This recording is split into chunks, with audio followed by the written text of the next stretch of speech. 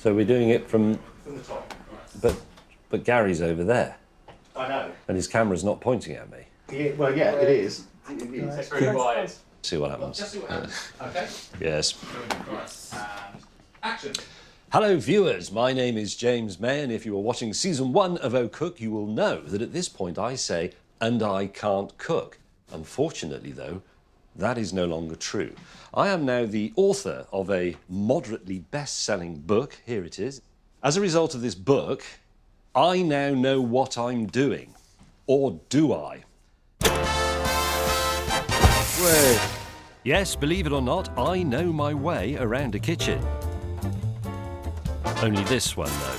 After some glowing reviews, Amazon agreed to another series. His review says simply, absolute, but then he gives us 5 stars. And this time we've gone truly global, making classics from France, Japan, Mexico, and Germany, via a 1970s dinner party and a very British summer picnic. As usual, the crew will be helping me. Shut up at the back. And of course, so will home economist Nikki. Hello, Fridge Cam. I'll leave you to sweat. I'll be trialling more gadgets. Brilliant.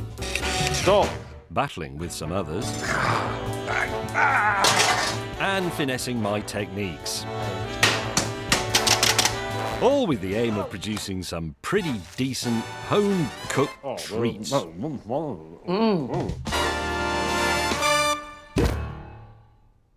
Hello again, viewers. We're in episode 2 of Oh Cook. And as you can Just welcome. We don't know it's definitely going to be 2. Okay.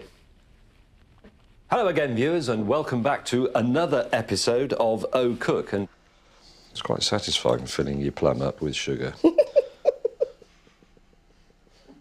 Trying to be meat. It starts, inevitably, with onion.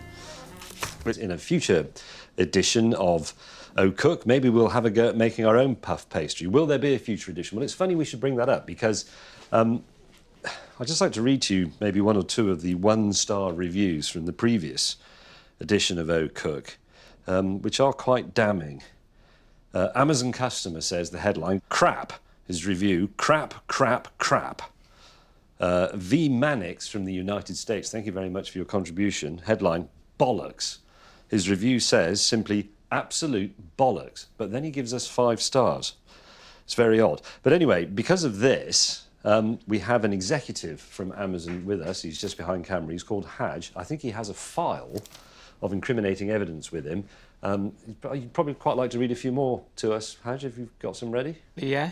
Watching this show to learn about cooking, gastronomy, is like approaching a scribbling toddler in the foolish expectation that you'll learn how to practice fine art. Right. Terrible. Even at these bad times, this is absolute garbage. Keep going, it's all right, I can take it. Next, they'll get Leonardo DiCaprio to paint a bathroom. Because why not? Actually, that's a good idea. James May being James May and promoting some book. I hope he got paid in advance as didn't make it through 10 minutes of Yes, this all show. right, OK, we've got the drift. Some people didn't like it. Again, push those to the sides. I'm going to give the... Is that a smoke alarm? Never mind. We've got to keep going. I'm sorry, we can't stop for that sort of nonsense. So somebody just go and press the button. Shall I put the Fridge Cam on for a minute? Oh. I'll put my finger on the metal bit of the what. Edit. I'm sweating, I'm panicking. And using a rolling pin, gently compress the chicken to even out the thickness.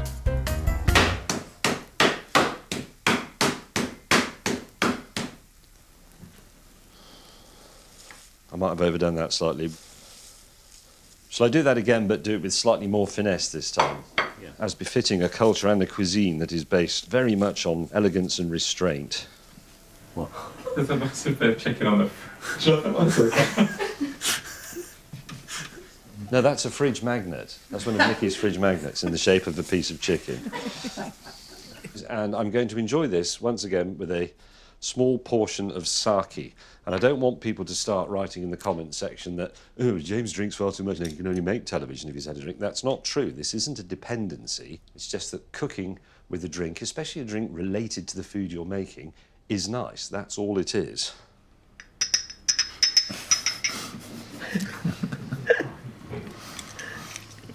Right, in a bowl, grate some ginger. Not all of that, just a bit. 3-second rule. Remember, as usual, to keep retreating your fingers as you do this, otherwise it will be salmon marinated with miso, ginger and finger. We're now going to make tacos. The first record we can find of the use of the word in print is from an 18th century description of Mexican silver mining when taco was used to describe an improvised explosive. It was some gunpowder wrapped in paper and screwed up, so that makes like a cartridge, if you like, and that could be inserted in the rocks and lit. Presumably you had to run away bloody quickly.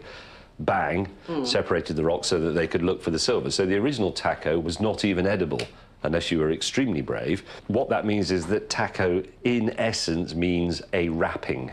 All of that was completely irrelevant to what we're going to do now, which is...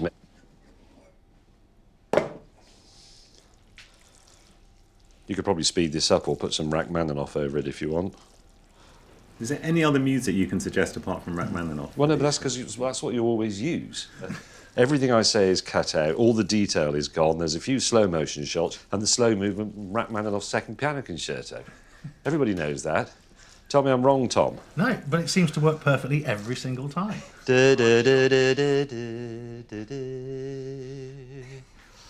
Actually, we could save a bit of money if James just sang it. Shall I clear away those bits of sausage skin? Because they look absolutely foul, don't they?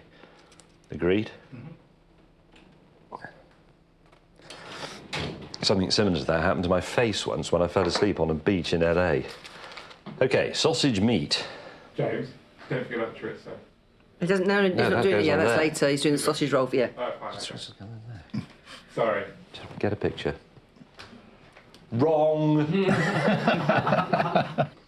If you are travelling and eating in Germany, it is very important that you know your sausages, or at least know your sausage basics. Now, I've been travelling to Germany regularly since I was 13 years old, and to be honest, I still don't entirely get it because there are hundreds of sausages. They're very regional. The Germans are very chauvinistic about which ones are theirs and how you should eat them and how you should prepare them, a bit like the Italians are with pasta. But I have here a tray of, if you like, standards, and I've still had to put flags on them to remind me which ones are which. So let's start from here. That's a Bockwurst, and that one you should boil. That is a Bratwurst. That one you should grill or fry. That's a Frankfurter. A Frankfurter is like a classic hot dog sausage, and you boil that one. Thuringen Bratwurst, you can grill or fry that. Wiener, you can cook pretty much however you like. That's a snack sausage. This is a tricky one. This is a Weisswurst, and you cook this in hot water, but it mustn't boil. You also have to eat it before midday, because traditionally these were made with uncured, unpreserved ingredients, and if you didn't eat it before midday, there was a chance that it would have gone off and it would have given you diarrhea in the afternoon. So what we're going to do is cook some of these, and we're going to eat them with classic German accompaniments, which are sauerkraut and curry. Have you got something against the Polish sausage? Did I not mention the Polish sausage? Where was the Polish? Far right. Oh, I didn't do the Krakow. What? Let's not say far right while talking about Far right Polish sausage. So Should we transfer it to a... just pour it into here and give it a little blitz up, and then you can leave it to cool. I don't think you should say the word blitz in this programme, to be honest.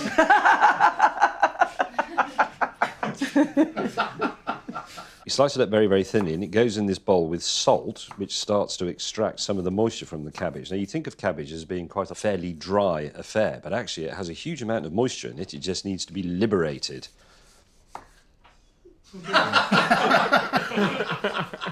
If you're German and you're watching this, I apologise. The British aren't obsessed with the war. It's just that being obsessed with the war has turned into a joke in its own right. Grown in England, logo free, so that you can't see that it's the Wasabi Company.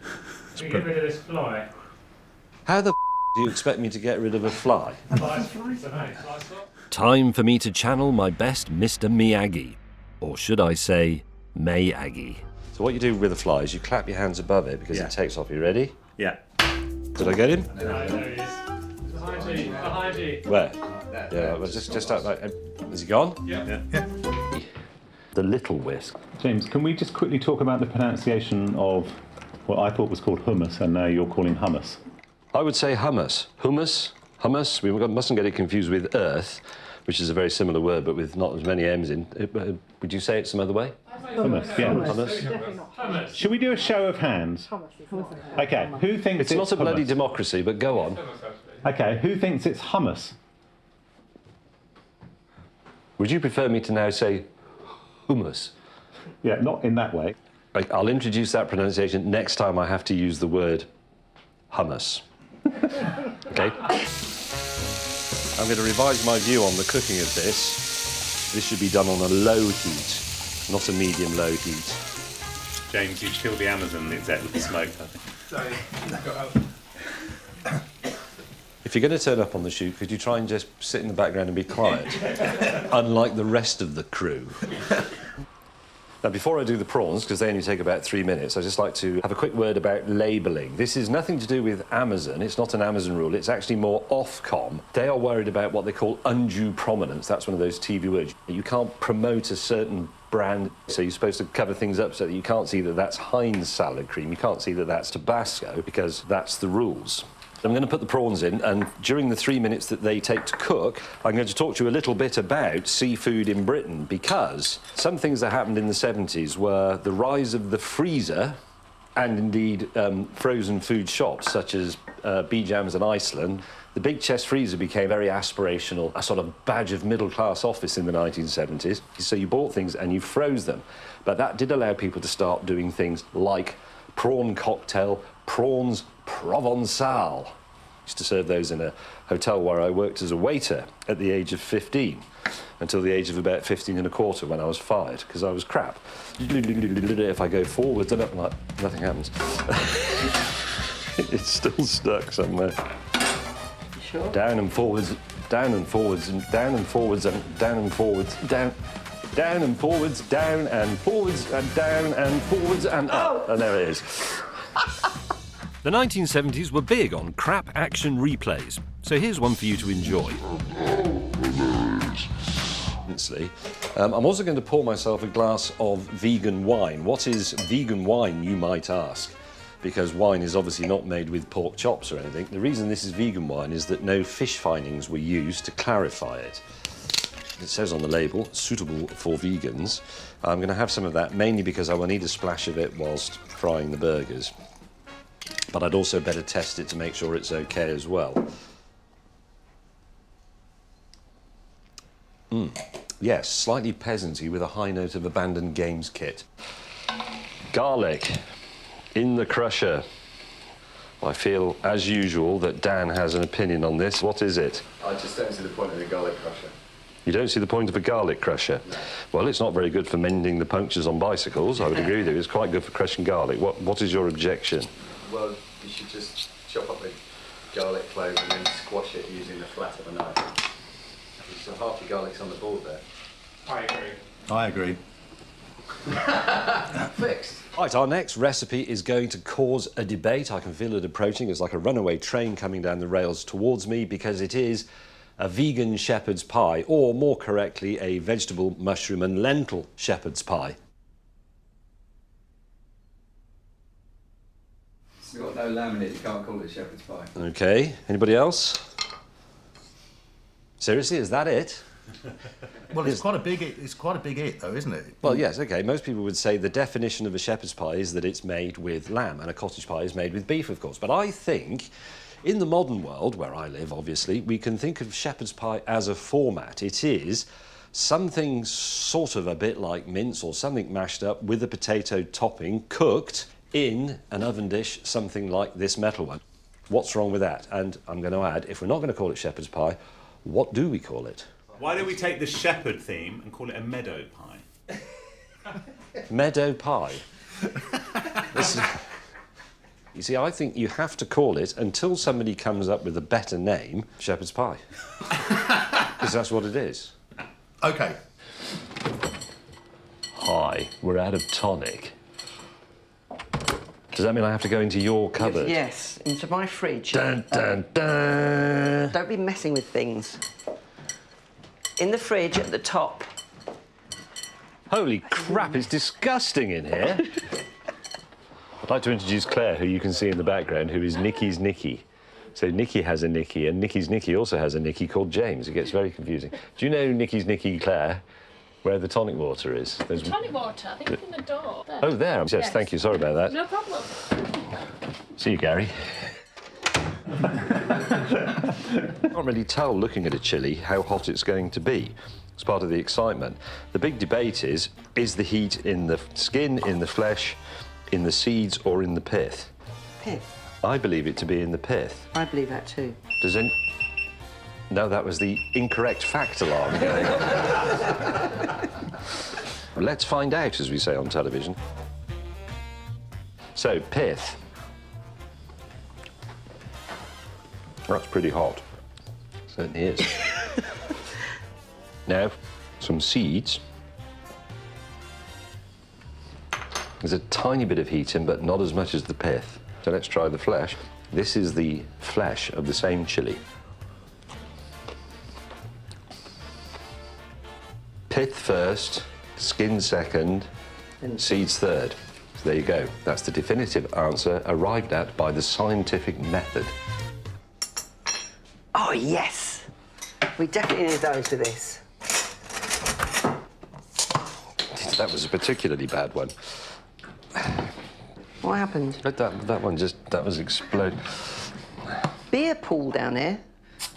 See, that one didn't do it at all because I stood out of the way. Your kitchen is basically full of booby traps, exploding bottle opener, hand-searing warmer drawer. Thank you. Yeah, just pick it up. As we've come back in, it's just... Okay, so when? Go. We'll finish off with a mezcal. Cheers. Cheers. It remains only for me to say thank you first and foremost to Nikki for making this show even vaguely viable and for the use of her house and kitchen. And of course, thank you to you viewers for watching and for your indulgence, which is appreciated as ever. See you next time for O Cook 3. Cheers. Cheers.